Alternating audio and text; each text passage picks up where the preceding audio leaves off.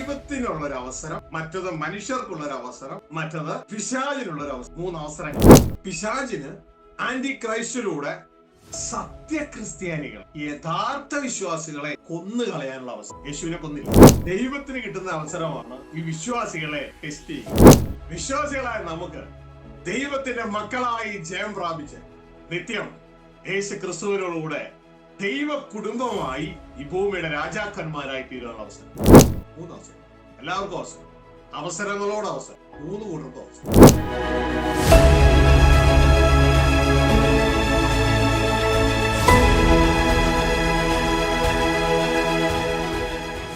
ഈ മഹോദരകാലത്തിൽ 3 ക്രോധങ്ങളുടെ സംഗമമാണെന്ന് നാം കേട്ടു. കന്യാകുമാരി, നമ്മൾ എക്സാമ്പിൾ മനസ്സിലാക്കിയത് കന്യാകുമാരി 3 സമുദ്രങ്ങളുടെ സംഗമം.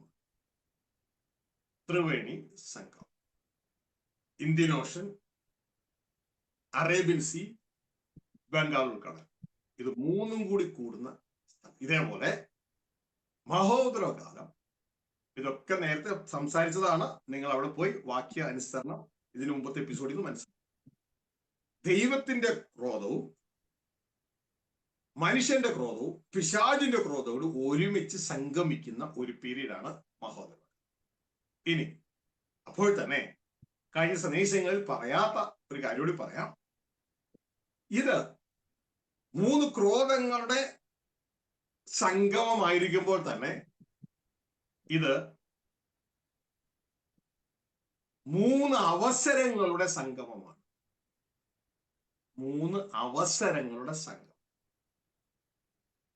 ഇത് കഴിഞ്ഞ സന്ദേശങ്ങളൊന്നും പറഞ്ഞിട്ടില്ല. നോട്ട് ചെയ്യാം. 3 അവസരങ്ങളുടെ സംഗമം. 3 അവസരങ്ങളുടെ സംഗമം. ഒന്ന്, ദൈവത്തിനുള്ളൊരവസരം, മറ്റത് മനുഷ്യർക്കുള്ളൊരവസരം, മറ്റത് പിശാചിനുള്ളൊരവസരം. 3 അവസരങ്ങളാണ്. എന്താണ്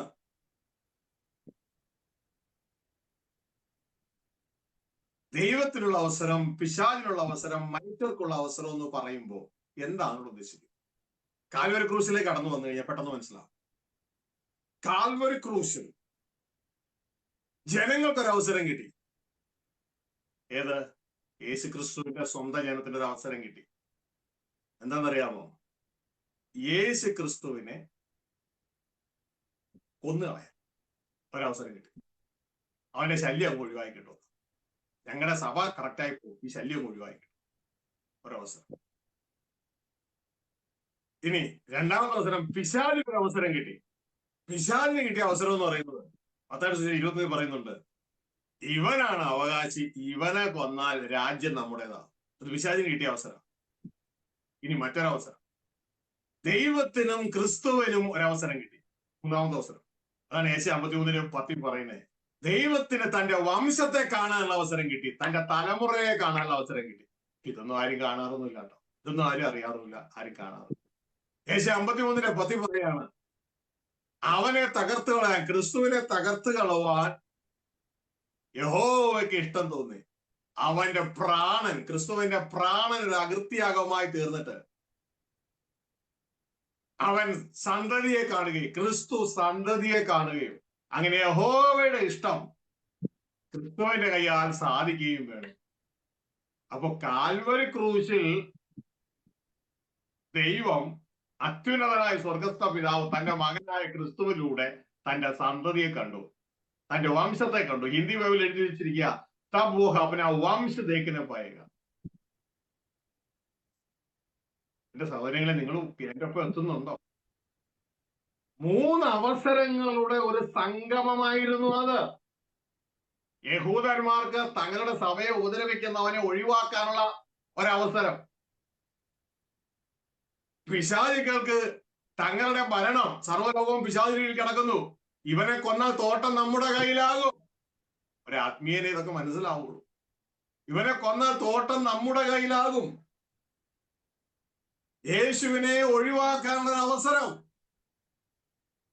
ഹല്ലേലൂയ. എന്നാൽ സ്വർഗീയ പിതാവിന് ക്രിസ്തുവിലൂടെ തന്റെ വംശത്തെ, തന്റെ കുടുംബത്തെ ഒരുക്കുവാൻ, തന്റെ മക്കളെ കാണുവാനുള്ള അവസരം. മനസ്സിലായോ? ഇതുപോലെ ഈ വരാൻ പോകുന്ന ഈ മഹോദര കാലം എന്ന് പറയുന്നത് 3 അവസരങ്ങളാണ്. അതിലൊന്നാണ് നേരത്തെ നമ്മൾ കേട്ടു, ദാനിയേൽ 7 നമ്മൾ കേട്ടു, 3.5 വർഷം വിശുദ്ധന്മാരെ ആന്റിക്രൈസ്റ്റ്, എതിർ ക്രിസ്തു അല്ലെങ്കിൽ അപ്പോഴത്തെ ഭരണാധികാരി ഒടുക്കിക്കളയും. 3.5 വർഷം അവന്റെ കയ്യിൽ ഏൽപ്പിക്കും. ആ സമയത്ത് ദൈവം നമ്മളെ വിശ്വാസ ത്യാഗത്തിൽ വീഴാതെ കാക്കും. ഇപ്പൊ ദൈവം നമ്മളെ കാക്കും എന്ന് പറയുമ്പോൾ പലരുടെയും ചിന്ത എന്ന് പറയുന്നത് നമ്മുടെ ദേഹത്തൊന്നും തൊടാതെ കാക്കും എന്നൊക്കെയാണ് പലരും ചിന്തിക്കുന്നത്. അങ്ങനെ കാക്കേണ്ടവരെ ദൈവം അങ്ങനെ കാക്കും. അപ്പോഴും വിശ്വാസ ത്യാഗത്തിൽ വീഴാതെ കാക്കും. കാരണം ഓരോരുത്തർക്കും പരീക്ഷ ദൈവം അനുവദിക്കുന്നത് അവരുടെ വിശ്വാസത്തിനനുസരിച്ചിട്ടാണ്. അതുകൊണ്ടാണ് ദൈവത്തിന്റെ വചനം പറയുന്നത്, നമ്മുടെ ശക്തിക്ക് അതീതമായ പരീക്ഷ അനുവദിക്കാതെ അതിലൂടെ പോംവഴിയും നൽകുന്ന ദൈവമാണ് നമ്മുടെ ദൈവം. ഹല്ലേലൂയ. നമ്മുടെ ശക്തിക്ക് അതീതമല്ല ഓരോരുത്തർക്ക്. കാരണം 2ാം ക്ലാസ്സിലെ കുട്ടിയാണെങ്കിൽ 2ാം ക്ലാസ്സിലെ പേപ്പർ കൊടുക്കുക, 5ലെ ആണെങ്കിൽ 5ലെ പേപ്പർ, 10ലാണെങ്കിൽ 10ലെ പേപ്പർ. അത് ദൈവം തീരുമാനിക്കും. ദൈവത്തിന് അറിയാം നമ്മുടെ നിലവാരവും ഒക്കെ എങ്ങനെയാണ് എന്ന്. ആ ദൈവമാണ് തീരുമാനിക്കുന്നത്. അപ്പോ പ്രിയ സഹോദരങ്ങളെ, ഇവിടെ നമുക്ക് കടന്നു വരാം. 3 അവസരങ്ങളുടെ ഓപ്പർച്യൂണിറ്റിയാണ്. അതിലൊന്ന്, പിശാചിന് ആന്റി ക്രൈസ്റ്റിലൂടെ സത്യക്രിസ്ത്യാനികളെ, യഥാർത്ഥ വിശ്വാസികളെ കൊന്നുകളയാനുള്ള അവസരം. യേശുവിനെ കൊന്നില്ലേ? കൊന്നുകളയാനുള്ള അവസരം. ഇനി അത് പിശാച് വളരെ വ്യക്തതയോടെ ആന്റി ക്രൈസ്റ്റോട് ഉപയോഗിക്കും. അപ്പോൾ തന്നെ ദൈവത്തിന് ഇതിലൂടെ അവസരം കിട്ടുകയാണ്. എന്തിനാണെന്നറിയാമോ? ദൈവത്തിന് കിട്ടുന്ന അവസരമാണ് ഈ വിശ്വാസികളെ ടെസ്റ്റ് ചെയ്യുക, ഗോതമ്പും പതിരും തമ്മിൽ വേർതിരിക്കുക. അതിനുള്ള അവസരം. യേശുക്രിസ്തുവിനെ കുറിച്ച് കഴിഞ്ഞ ദിവസം കേട്ടില്ലേ? വീശുമുറം അവന്റെ കയ്യിലുണ്ട്. ആരുടെ കയ്യിൽ? ക്രിസ്തുവിന്റെ കയ്യിലുണ്ട്. വീശുമുറം ക്രിസ്തുവിന്റെ കയ്യിലുണ്ട്. അവൻ കളത്തെ മുറ്റും വെടിപ്പാക്കി ഗോതമ്പ് കളപ്പുരയിൽ ശേഖരിക്കുകയും അതിൽ കെടാത്ത തീയിലിട്ട് ചുട്ടുകളയുകയും ചെയ്യും. അപ്പോ ദൈവത്തിന് ക്രിസ്തുവിലൂടെ ഈ വിശ്വാസികളെ വേർതിരിപ്പാൻ, കാറ്റഗറൈസ് ചെയ്യുവാനുള്ള അവസരം. ഇനി 3ാമത്തേത്, അത് എനിക്ക് നിങ്ങൾക്കുള്ള അവസരമാണ്. വേണമെങ്കിൽ ഉപയോഗിക്കാം. വിശ്വാസികളായ നമുക്ക് ദൈവത്തിന്റെ മക്കളായി ജയം പ്രാപിച്ച് നിത്യം യേശു ക്രിസ്തുവിനോടുകൂടെ ദൈവ കുടുംബമായി ഈ ഭൂമിയുടെ രാജാക്കന്മാരായി തീരാനുള്ള അവസരം. 3 അവസരമുണ്ട്. എല്ലാവർക്കും അവസരം. അവസരങ്ങളോട് അവസരം. 3 കൂട്ടർക്കും അവസരം. ഹല്ലേലൂയ. പിശാചിന് അവസരം, സ്വർഗീയ പിതാവിന് അവസരം, നമുക്കും അവസരം. അപ്പൊ ഈ അവസരം ആരും അറിയാതെ തള്ളിക്കളയരുത്. ഒരു കാര്യം കഴിഞ്ഞ ശേഷം അയ്യോടാ ഞാനത് ഉപയോഗിച്ചില്ലല്ലോ എന്ന് പറഞ്ഞ് തീരരുത്. ഈ അവസരം ഉപയോഗിച്ചു കൊള്ളണം. അപ്പോ പ്രിയ സഹോദരങ്ങളെ, ഈ അവസരം നന്നായി ഉപയോഗിക്കുവാൻ എങ്ങനെ കഴിയും? ഇവിടെ നമ്മൾ പതിരായി തീരാതെ നല്ല ഗോതമ്പായി മാറും. പതിരായി തീരരുത്, നല്ല ഗോതമ്പായി മാറും. അപ്പൊ അതിനുള്ള കാര്യങ്ങളാണ് നിങ്ങളോട് പറയുന്നത്. തള്ളിപ്പോകരുത്. ആരും തള്ളിപ്പോകരുത്. ആരും തള്ളിപ്പോകരുത്. ഇതാ ദൈവത്തിന്റെ വചനം പറയുന്നു, വിളിക്കപ്പെടുന്ന അനേകര, തെരഞ്ഞെടുക്കപ്പെടുക വളരെ ചുരുക്കമുള്ളൂ. അപ്പൊ ആ ചുരുക്കം പേരുടെ കൂട്ടത്തിൽ നമ്മൾ എത്തണം. ഈ ഷെയർ മാർക്കറ്റിനെ കുറിച്ച് പഠിക്കുമ്പോൾ, ഈ ലോകത്തിലെ ഷെയർ മാർക്കറ്റാണ്, സ്പിരിച്വൽ ഷെയറിംഗ് ഉണ്ട്, ഫിസിക്കൽ ഷെയറിംഗ് ഉണ്ട്. അപ്പോൾ ഫിസിക്കൽ ഷെയർ മാർക്കറ്റിനെ കുറിച്ച് പഠിക്കുമ്പോൾ അതിൽ ഇൻവെസ്റ്റ് ചെയ്യുന്ന 95%-ന്റെയും പണം ഏകദേശം ഒരു 5% ആളുകൾ മാത്രമേ അതിൽ പ്രോഫിറ്റ് ആയിട്ട് പോകുന്നുള്ളൂ. ഇവിടെ ഈ ദൈവത്തിന്റെ വചനം പറയുന്നത് വിളിക്കപ്പെട്ട അനേകരാ, പക്ഷെ തെരഞ്ഞെടുക്കപ്പെട്ട വളരെ ചുരുക്കുക.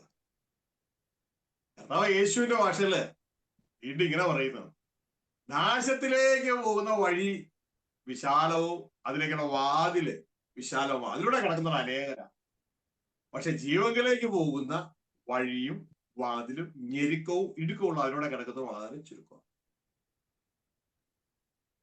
അപ്പൊ ഇതൊക്കെ മനസ്സിലാക്കിയിട്ട് യേശുവിന്റെ വാക്കുകളൊന്നും ഏറ്റെടുക്കാതെ ഇന്നൊരു കൃപയുടെ സുവിശേഷമുണ്ട് ഞങ്ങൾ അങ്ങ് പോവുക എന്നൊക്കെ പറഞ്ഞു കഴിഞ്ഞാൽ യേശുവിന്റെ വചനം മാറ്റി എഴുതുന്നതായിട്ട് വരും. അപ്പോ പ്രിയ സഹോദരങ്ങളെ, വളരെ ശ്രദ്ധയോടുകൂടിയായിരിക്കുക.